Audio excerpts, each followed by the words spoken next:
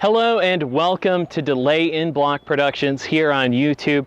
I'm your host, Drayton Blackgrove, and if you've been a long-time subscriber to Delay in Block Productions, this video is going to feel a little bit different. First of all, I'm in front of the camera, and secondly, this is the first episode in a series that I'm calling Abandoned Railways. Today, I am standing at the crest of the world-famous Saluda Grade here in Saluda, North Carolina. It's along a former Southern Railway line. This line hasn't seen a train since 2001, but it's famous for being the steepest mainline railroad grade in the United States, with an average gradient of 4.7%. Mainline trains here face difficulty that wasn't seen anywhere else in North America.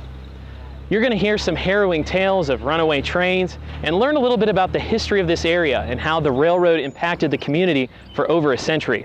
Today, we're going to talk with some of the volunteers here at the Saluda Historic Depot Museum and learn about their museum and how they are sharing the history of this amazing stretch of railroad. Thanks for watching. I hope you enjoy this video, and I'm always looking for suggestions on the next abandoned railway.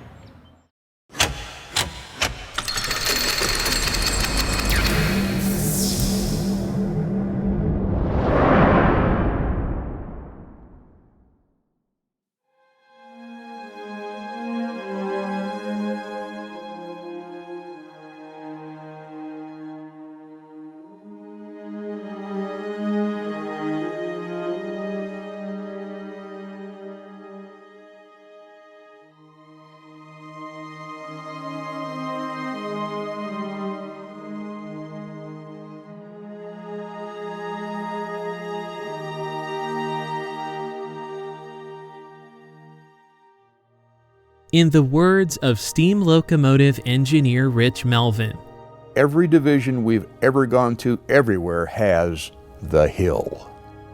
Every division has a hill somewhere that's called the ruling grade. It's the steepest hill on that piece of the railroad. And it's a daily operating obstacle for the railroad running heavy freight trains. For Western North Carolina, that hill is Saluda Grade. Spanning 2.7 miles from the bottom of the grade at Melrose to the crest at Pace's Crossing in downtown Saluda, the Mountain of Challenge averages an estimated gradient of 4.7%, peaking at 5.1% while gaining an elevation of 606 feet. With the grade rail-banked since 2001, the city of Saluda hasn't seen rail traffic in over 20 years, but the residents of this great community still remember the trains. What was once a bustling mainline railroad between Asheville, North Carolina and Spartanburg, South Carolina is now a lonely, idle stretch of mountainous railroad. Covered in kudzu with multiple track washouts, Saluda Grade is slowly being reclaimed by Mother Nature. The Saluda Grade was famous because this 3 miles that starts here and goes up the hill to Saluda is the steepest commercial standard gauge railroad in the country. The last train through here was in 2001. It's been shut down for economic reasons since then. However, for the 120 years that they ran trains up here, it was highly significant because you ended up with old steam engines back in 1878. Which didn't like anything steeper than 2%. This has one section which is reported to be 5.1% and on average 4.7%. And it was surveyed in 1870s by a couple gentlemen. One of them was Thaddeus Coleman and the other one was Captain Pearson. Captain Charles Pearson was the surveyor, and he had an extremely good eye for these mountain lands. And many people, whenever they were trying to get a railroad from Spartanburg to Asheville, would say, follow the Green River up, go up around White Oak Mountain. And he just merely would say, the ground is no good over there. And whenever in the 1970s that they were putting in the interstate highway system, I-26, it was delayed for years to try to figure out how to get that section of mountain to hold just merely an interstate highway system, whereas Captain Pearson 100 years earlier knew the underground flow of the water and the sandstone and could say that land is no good for a railroad. So therefore, for that economic reasons, he chose this. And so then with that kind of challenge, the Saluda Grade became a reality. That was very good for the town of Saluda because Saluda has always had a history of being the gateway to the Blue Ridge. There is what is called the Blue Ridge escarpment through here. So then in this particular lay of land, there is no foothills to wind up. It's almost like coming up a cliff. The town of Tryon is only 10 miles down the track, and Tryon is 1,000 foot lower in elevation than Saluda. And so then they knew when they put the train track in that they were representing a significant challenge to the old steam engines. They did it primarily because they wanted a line from Spartanburg to Asheville. Now, back in the 1870s, railroads were put in by small companies that would get the right to sell stock and then provide track just over a reasonably short section of line. So then this initially started out as the Spartanburg-Asheville Railroad. They got it surveyed, they laid the track, and then they went broke. And so then it became the Asheville-Spartanburg Railroad. The first train up these tracks was in July 4th of 1878. 3 years later, since the railroad always referred to this stretch as going up Saluda Mountain, that the town of Pace's Gap chartered with North Carolina as Saluda. Now, coming up to Saluda, since Saluda was the easternmost point on the Blue Ridge itself, that drovers, people trying to get their goods down to the Piedmont area, would stop in Saluda, and this was the last stop on this train line for the first year. It took them another year to get the train track to Hendersonville. It took them another 10 years to get them to Asheville. So then with the passenger trains coming up to Saluda, you would have people that suddenly realized that if they were from Charleston, say in the summertime, not only can we sleep, but we can also breathe. That continued on. I think the railroad found that people were very interested in the tourism aspects in this area. In fact, there was one special line that was just run from Hendersonville to Highlands to take people strictly to Lake Toxaway. So then it was very important not only to move freight, but also moving people was one of the primary products of this railroad that went through here. Original trains that would come up here, since we're at the bottom of the grade and that they were well aware that this was a significant challenge, would stop here in the non-existent town of Melrose. It's just Melrose Station. But here, that they would put on what's called a helper engine. And the helper engine would go to the rear of the train and help push up the grade. Another way that you could get a longer freight train up the grade would be to split it up and divide it into halves or thirds and take it up a third at a time. Now that went on for a good number of years. In fact, it was even going on in the 1990s. So then if you think of having to split up a train into thirds to make it up the grade, that really is kind of no way to run a railroad. They would run and make it up in fine style, but there was a few problems that could come out. One is if you were trying to make it up the grade and then through mechanical difficulties lost brakes, you could have a runaway coming down through here backwards. A significant one of those occurred in 1903. But one of the primary difficulties was coming down from Saluda and having mechanical difficulties and losing the brakes. That would create coming through this area as a runaway in the neighborhood of 60 to 75 miles an hour. Since the speed limit on the grade was only 8 miles an hour, that was a pretty bad feeling. Near the turn of the 20th century, larger steam locomotives like the KS 280 consolidation behind me greatly enhanced operational capabilities up the mountain of challenge. Around the 19-teens, heavier 282 Mikado type steam locomotives much like Southern Railway 4501, which is also preserved here at the Tennessee Valley Railroad Museum, handled much of the traffic up the grade. But it wasn't until the 1930s that Southern Railway's 210-2s, Santa Fe type steam locomotives, handled much of the traffic up the grade. Another one of the exciting steam locomotives seen on Saluda Grade during that time were the heavy 2882 steam locomotives from the LS1 and LS2 class. These heavy articulated steam locomotives handled some of the heaviest trains up Saluda Mountain. The railroad had the kind of macho image that a good engineer stays with his train, doesn't get off. In Saluda, on this grade, that in the first 25 years of operation that they had lost just under 30 employees based on runaways, and they knew that something had to be done. The railroad became part of the Southern Railroad in 1894, and they were very concerned with the problems of these runaways. They put out what I refer to as an all-points bulletin to their employees saying that we need to enhance the safety of the Saluda Grade or we're going to have to shut it down. Pit Ballou was the engineer on the first wreck of the summer of 1903. He was in the hospital trying to recover from a broken back and came up with the idea that gravity got us into this problem, maybe gravity can get us out.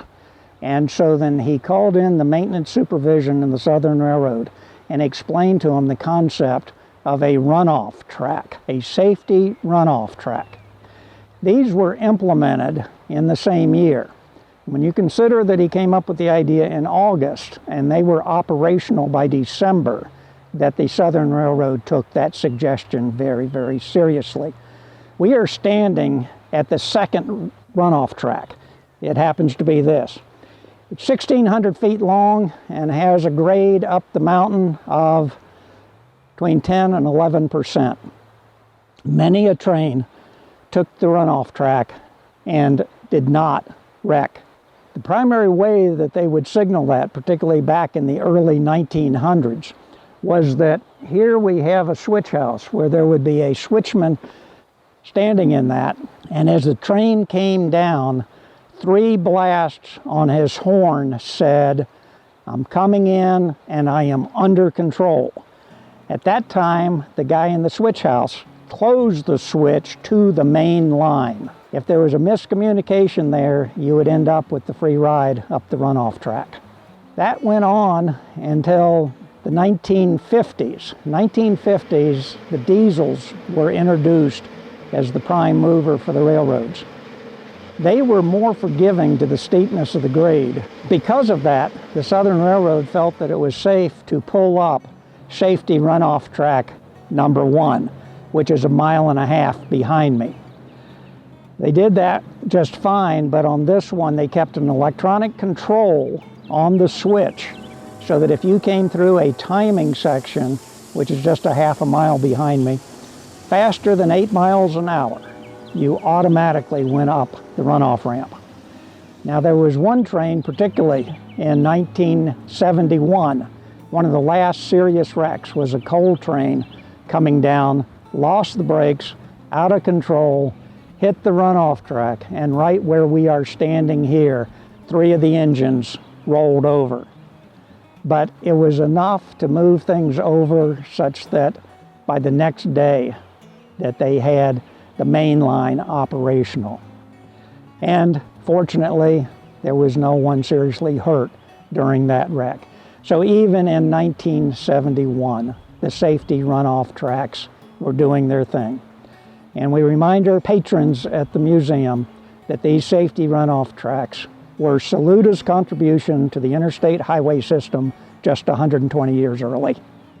I know the heart of those engineers. They did not want to give it up. They wanted to conquer it. We learned building highways from railroad curves to line up all of our highways. I actually used them for the first 10 years of my career laying out new highways in Texas.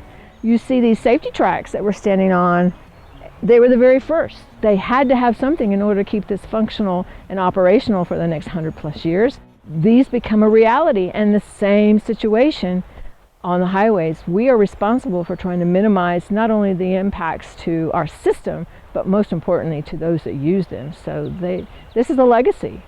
Number 1 and number 2, safety tracks, now known as runaway ramps.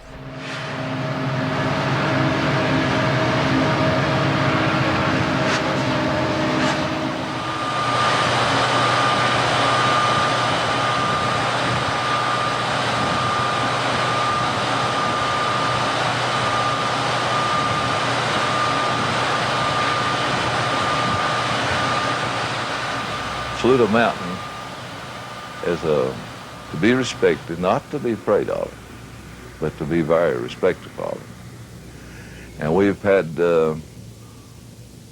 4 runaways that I can remember since 1946.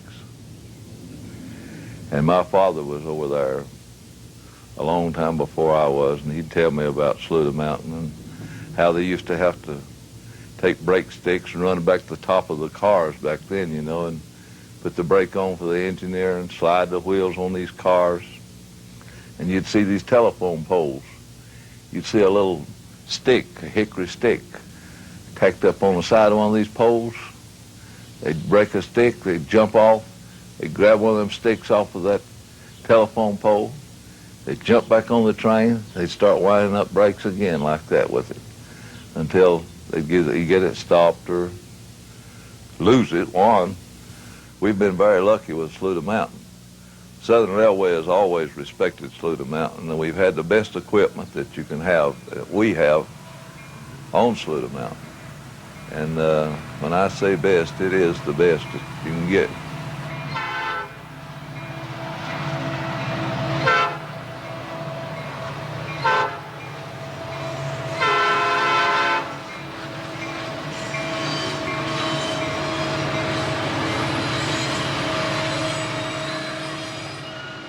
Diesel engines certainly changed a little bit of the landscape of this. That the diesel engine was much more forgiving for the grade. It had primarily 2 reasons. One was there was smoother torque transfer to the wheels and the rail, so you weren't jerking with the force that would try to get the train up, but it was smooth because a diesel locomotive is primarily using DC electric motors to drive the wheels, not steam-powered valving. I remember the first diesel that came up a mountain. We lived over at Mr. Harley Jones's, and we heard that thing coming up, and it made a different sound, and we couldn't understand what in the world was going on. And I wouldn't have been but about 3 or 4 years old.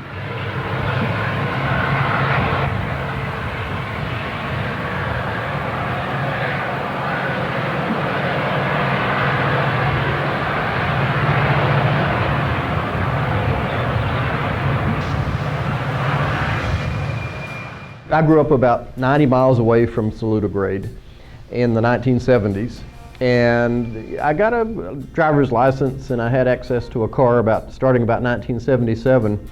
And so one of the very first places that I wanted to go was Saluda and to watch the Southern Railway climbing the grade there. Now, I'd grown up, reading stories in Trains magazine and reading John Gilbert's Saluda book. And I kept looking at this and thinking, oh my gosh, this is crazy. And then I realized that it was literally in my backyard, that I could be there in an hour and a half. And so I remember my buddy Jim King in Asheville, North Carolina. He and I would go over there, we'd spend a day, and sometimes we'd get, 2 or 3 trains on the grade and sometimes nothing. And, it was always a dice roll. You never knew. If you got to Asheville and there was something leaving going to the south, you were in great shape because that train was going to go down the hill, get to Spartanburg, turn around, pick up another train, and then come back up. And of course, he'd have to usually triple the hill. So it was a fabulous show. I mean, you're watching these SD40s and SD40-2s and SD35s and 45s, and they're climbing the grade, and the sound is just tremendous. They're just down on their knees, struggling to get up that hill, and they have to do it 3 times. So each time you can go and pick a different spot as they climb from Melrose up to the top of the grade. And it's just a tremendous show. And I always thought the downhill show was really good too, because They would stop up at the grade, they would drape the train across the top of the hill, and then pump up air for a long time before they left. And one of my favorite memories was, I remember there was a train about middle July when the blackberries come into season. And as they were sitting there pumping up air and turning up retainers, the crew goes over and starts harvesting blackberries and having a snack right there on the side of the hillside, just below the top of the grade. And I always thought that was really cool. And it just so happened that another train was passing them, meeting them there, and he was bringing his final cut up the hill. So I took a picture of these two trains passing there at Saluda, and the crew's over on the side, having a nice snack of blackberries. But then you go from there down to Melrose, and of course, it's always you know the train is going to be okay, and it's going to make it. It's not going to go up the safety track. But at the same time, when you first see it coming down the hill, your heart starts racing just a little bit, because there's still that drama. There's still the potential for a runaway on Saluda Grade at any time, because it was such a steep and dangerous piece of railroad. And as it gets a little bit closer, and you finally see the switch points of the safety track at the bottom of Melrose move over, and you can kind of breathe a sigh of relief for the crew. And and the fact that you're not going to have to witness a runaway going up the safety track. So it was always a special place to me. Anytime you got to go over to Saluda, it was always great, because like I said, it was a tremendous show going uphill, it was a tremendous show going downhill. Diesel locomotives greatly enhanced operations both up and down the grade. Thanks to dynamic braking technology, Southern Railway and later Norfolk Southern would be able to handle much longer and heavier trains over Saluda Grade. During the 1970s, when Jim Wren was frequently seen trackside, eastbound Belmont coal trains were normally weighed at 13,500 tons. Truly, there was no other North American railroad quite like Saluda.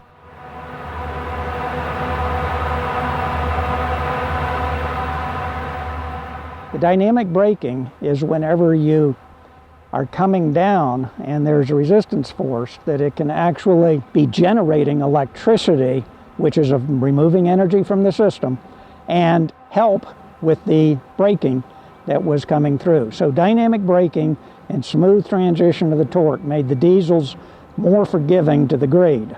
Not completely, but more forgiving.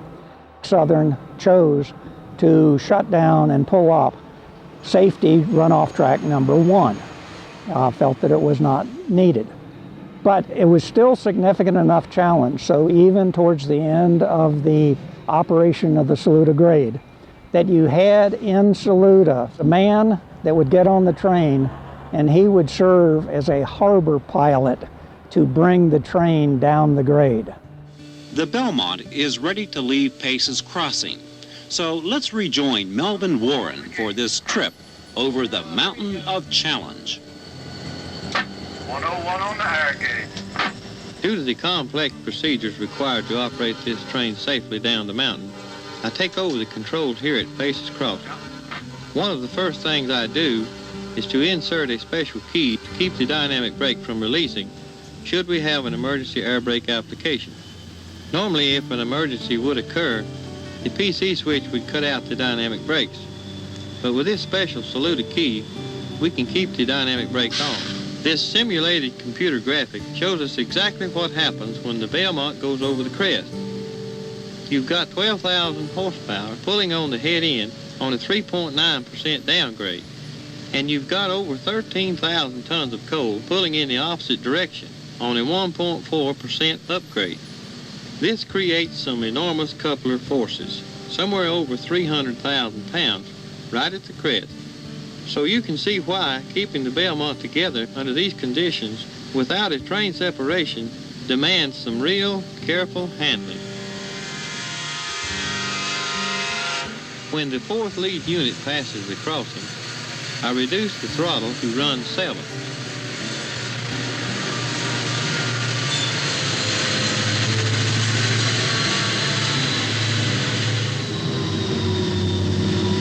As every 3 to 4 cars pass the crossing, I gradually notch off the throttle until I finally shut it off. 172 Scaffold faces crossing, 101. My name is Rick Collins. I was hired on Southern in 1977. In 1998, I was promoted to a road foreman of engines and assigned to the Saluda Mountain Grade.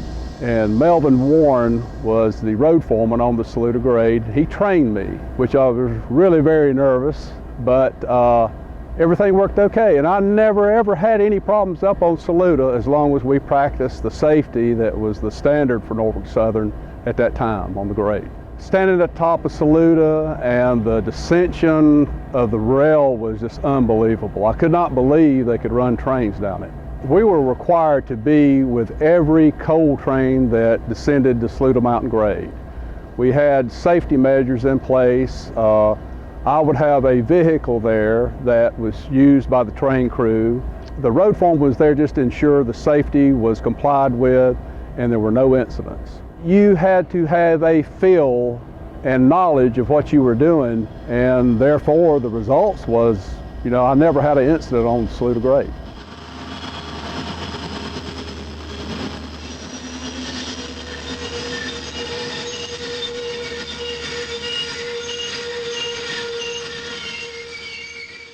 With the arrival of the diesel locomotive in the 1950s and the invention of the dynamic brake, steam locomotives on the Southern Railway system were rendered obsolete.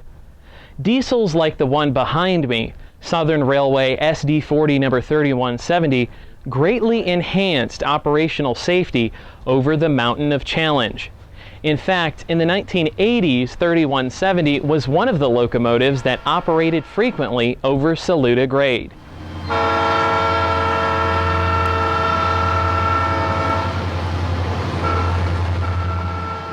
The Tennessee Valley Railroad Museum is a nonprofit educational corporation founded in 1963. It is home to the largest collection of former Southern Railway equipment anywhere in the United States, including SD40 3170, the first SD40 purchased by the Southern Railway. The 3170 as an SD40 was well suited for use on Saluda Grade. It was equipped with dynamic braking for stopping trains on the downgrade, and the 6 axles provided extra tractive effort to help get the trains up the hill. Norfolk Southern set aside 2 SD40s for preservation, a Norfolk and Western locomotive and a Southern Railway locomotive. The SD40 3170 came to TVRM as a donation and is still used in service today. Newer locomotives like the 3170, known as a second-generation diesel locomotive, help us educate the public about the transition from steam to diesel and from early diesel to later diesels. Historically, the 3170 has a place in railroad preservation and the steam world that we all follow so closely. It was the locomotive used behind the 611 as it went up Saluda Grade in 1992. Between the early 1950s and the early 1990s, Saluda Grade didn't see a whole lot of steam. In fact, Southern Railway 4501 visited the grade in the 1970s, but it wasn't until October of 1992 when Norfolk and Western 611, the queen of steam, took on the mountain of challenge. Jim Wren, the editor of Trains magazine, shared with us some of his favorite memories from that amazing weekend in October of 1992.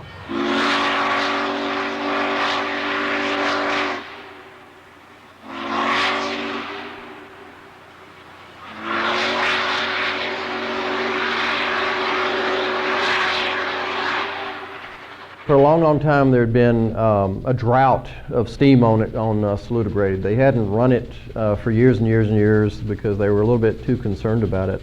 And then in the late 80s and early 90s, then the attitude started to change, and they started to look at it again, and they really said, we could do this. We'll need diesels for dynamic braking on the way down. But they also realized that they had one of the best 484s that was ever built.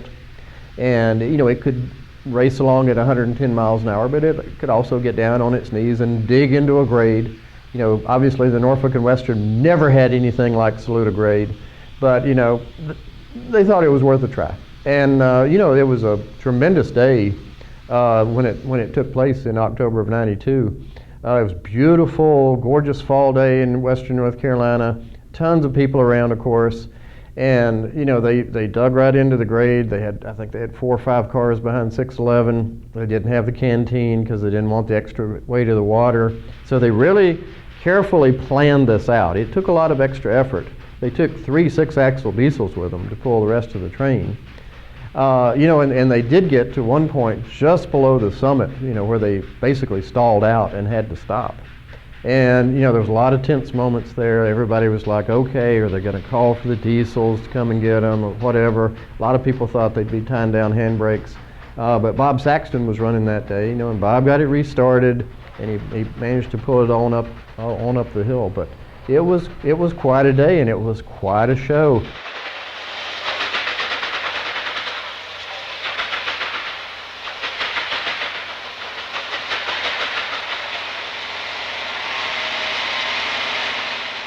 An amazing show of power.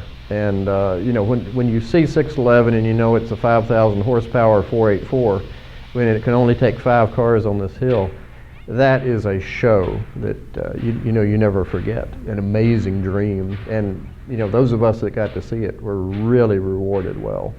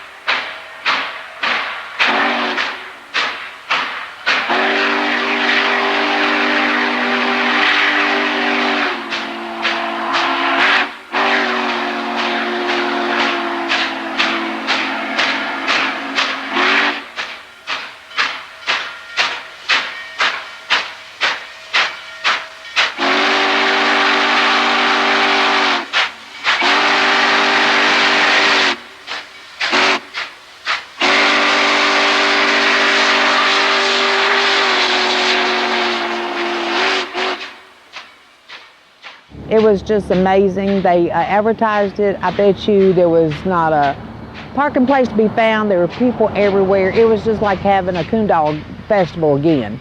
I mean, people were just all over, people taking pictures, just amazed about seeing the 611. And I don't know how many tickets they sold, but they all were sold out. Everybody was just excited to ride the 611. And going down the grade, it was just smooth.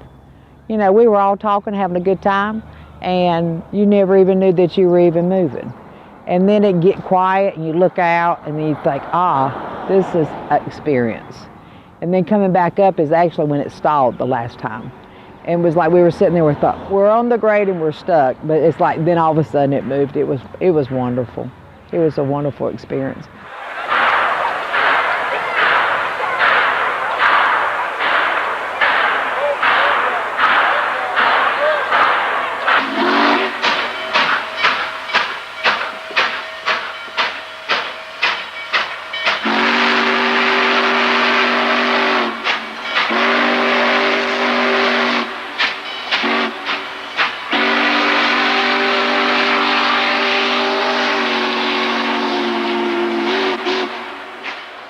Well, I went to Saluda very regularly and took train pictures. There's a video that American Alta Vista produced about 611 on Saluda, and I actually provided a number of the clips that are in that video. My girlfriend lived nearby, so we'd get together, and she was also a rail fan. Sort of a funny thing, we were down at Melrose at the beginning of the 611's climb up the grade, and one of the people in the cab saw Wendy and I there and actually invited her up in the cab, so she got to ride 611 up the grade this first time, and I think she had a really good time doing that. She actually showed up in some of the videos that I took and others took, so it was pretty funny. I think she really enjoyed that. I was there in 92 and 93. I wasn't around for the couple of trips that did in 94. The trip in 93, I set myself up to photograph just to the west of Sand Cut. at a location where, if you look at the track charts, it appears to be the steepest point on the grade. I think this particular track chart showed that at 4.8%. But shot a really nice shot. You could hear 611 working its way up to you from further down the grade, up through Sand Cut, and up the grade and around the curve where I shot it at, and just a really, just a pretty thing to watch.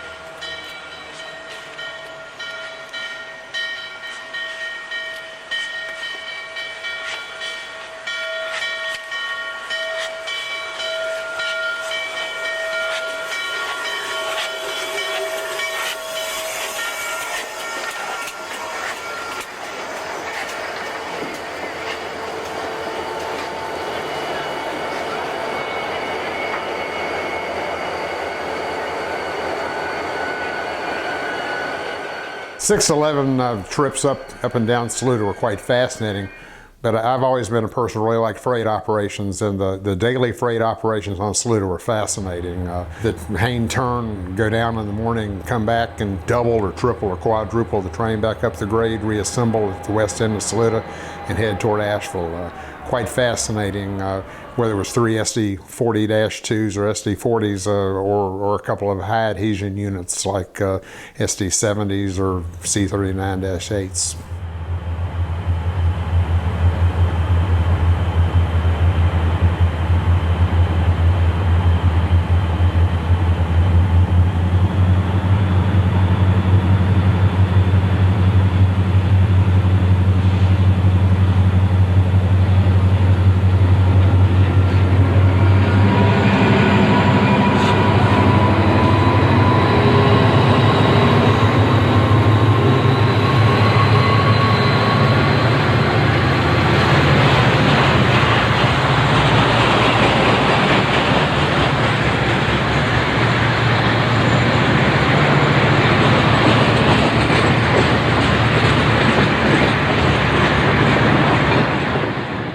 The funny thing was there weren't a whole lot of rail fans on Saluda on a normal basis. You didn't see a lot of other people there. You would see some. I had no idea. It makes no sense at all. You would, of course, again, this was back in the 90s. This isn't like today. You know, this is But I don't know. I mean, you know, the proximity of Saluda is not that far from Charlotte. You know, Asheville's right there. You know, not that far from Knoxville or Columbia. I mean, a lot of people you would have thought would have had an interest and could have gotten there pretty easily. Surprisingly, when you put all these tapes together, the videotapes that I had taken, it's over 10 hours of videos of trains going up and down Saluda. There weren't a whole lot of trains on Saluda. There were the Belmont trains and some other coal trains. Maybe some occasional unusual move, but very rarely. But basically on a daily basis, the Hayne turn left, you know, Asheville, went down to Hayne, the yard in Spartanburg, and picked up loaded wood chips and various things and came back up the grade. So empties down and loaded wood chips back up. And again, I don't think it was the steepness of the grade necessarily that caused this to be, but the curvatures and so forth combined with the weight of the cars and so forth. You could bring a train to Melrose, you had to stop the train and break the train up into several cuts. So you have to double, triple, even quadruple the train up the grade, which meant that you had a fascinating period of time where while you just got one train, you went up and down the grade 2, 3, or 4 times. As far as why that grade stayed in service for as long as it did, you had the coal trains like the Belmont train, you had some other coal trains that went down the grade and back up the grade, but the paper mill in Canton, North Carolina, needed wood chips, obviously. That was what you're making the paper process. Well, these wood chips, if you didn't bring them up Saluda, you'd have to go all the way to Salisbury and around. And I think these wood chips came out of South Carolina somewhere in the not too distant vicinity of Asheville. So, you know, these trains, seems like, you know, the major commodity on the Hayne turns were wood chips.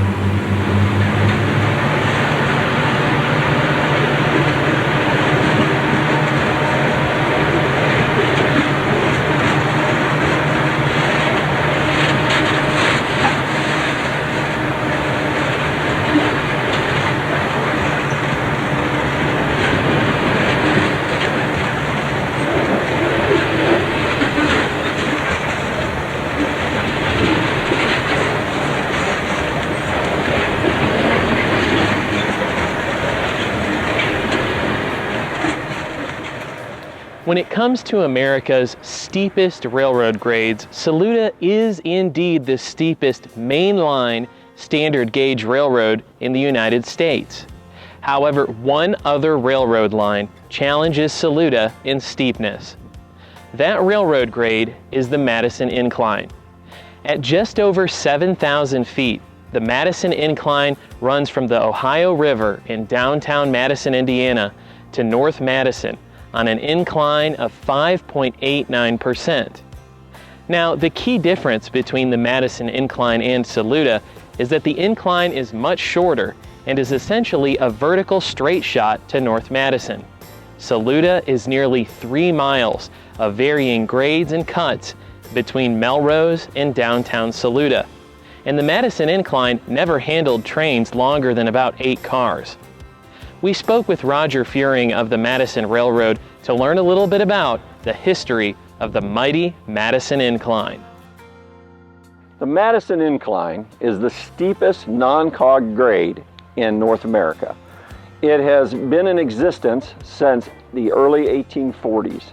When they broke ground here originally in 1836, the reason they chose Madison was, as you looked at a map in the State House, when they were passing the legislation to build a new railroad, they looked at that map and determined that Madison to Indianapolis was the shortest distance. Madison as a riverfront was considered to be the future of Indiana. It exceeded river traffic more than Cincinnati and Louisville combined at the time.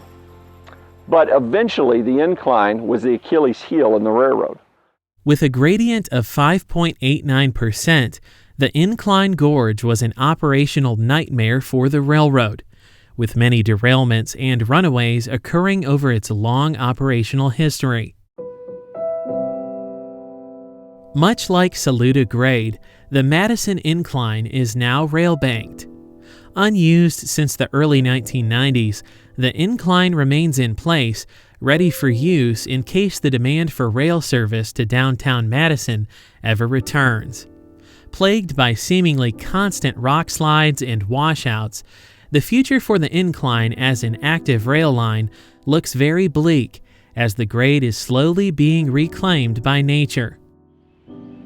These scenes, taken during the spring of 2019, show the bottom of the grade at Melrose. Where 100 car-long freight trains were once a daily event, Saluda Grade sits silently, void of any rail traffic. Markers of Saluda's once glorious past remain, including signals, trackside signage, the safety runoff track, and the road foreman's office. As we climb the grade from the air, we witness the first washout, about a half-mile north of Melrose. Here, heavy water from a seasonal mountain runoff has crippled the integrity of the ballast under the track, causing much of the rock to fall down the mountainside into the valley below. This is one of the more dangerous points along the grade today. During the summer months, kudzu completely covers the tracks, creating an optical illusion that the track bed and ballast are still in place. Since Saluda Grade is still owned by Norfolk Southern, it's technically trespassing to hike up or down the grade. But not only is it a federal crime to hike Saluda Grade, it's extremely dangerous. Delay in Block Productions, along with the Saluda Historic Depot Museum, condemn any form of trespassing on Saluda Grade. Moving further up the grade, a small but steady waterfall streams down the mountainside. Because of rainstorms and rushing water during the spring and summer months, a tree has fallen, creating a domino effect by toppling a smaller tree which has lodged itself into the railroad track below. The miracle tree, as it's referred to by local residents, has pushed out one of the railroad ties and now acts as a natural replacement for the man-made creosote-covered railroad tie that once occupied the track space. About halfway up the grade, we're given an aerial view of Sandcut looking south. One can almost imagine the sound of a Southern Railway 210-2 battling the intense grade at this very spot in the 1940s.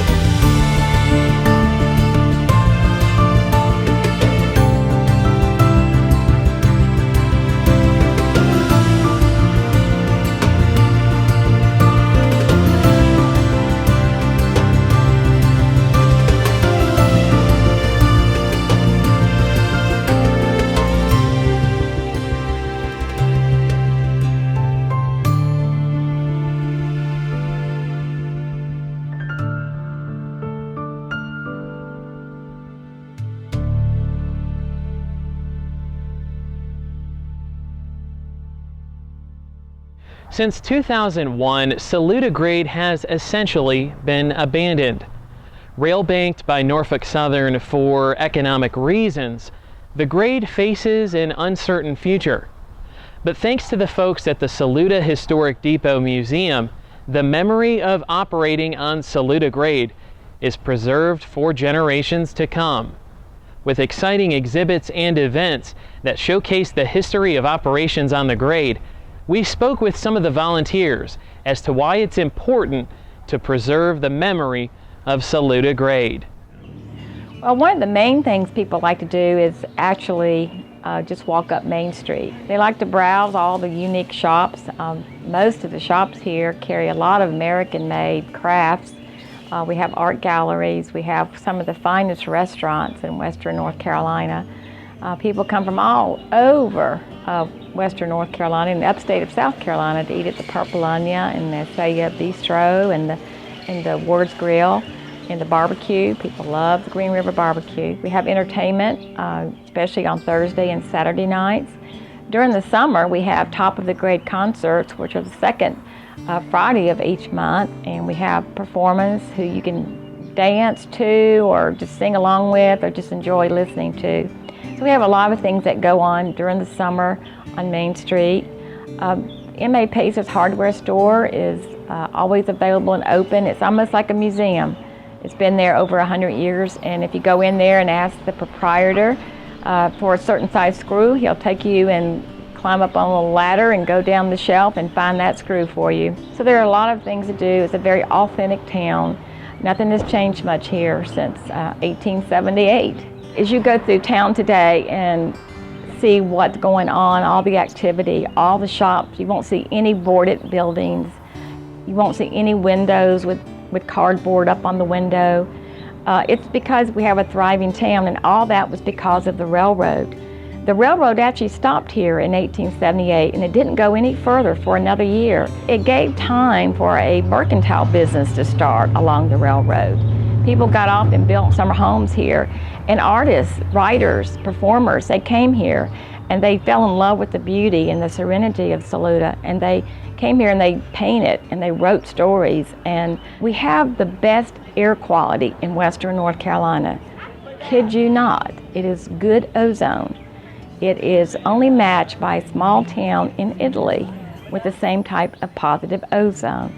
So when you come to Saluda, you feel good, and you usually don't know it, but it's the air all around you. I'm Mark Ray.